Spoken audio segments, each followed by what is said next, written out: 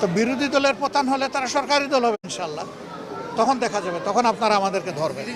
আসলে বিরোধী দল সফল হয় না, সফল হয় সরকার। সরকারকে, দেশকে ভালো কাজে সহযোগিতা করার দায়িত্ব হইল বিরোধী দলের।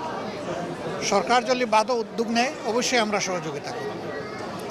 সরকারের সকল উদ্যোগ খারাপ এটা আমরা বলবো না, কিন্তু জনজীবনের যে সাফারিংগুলো এটা আসলেই অতিষ্ঠ। আমি আজকে জুম্মায় আসার আগেই ভারপ্রাপ্ত স্পিকার যিনি আছেন তাকে আমি ফোন করেছি এবং আমি বলেছি যে সংসদের অধিবেশন জরুরিভাবে ডাকেন।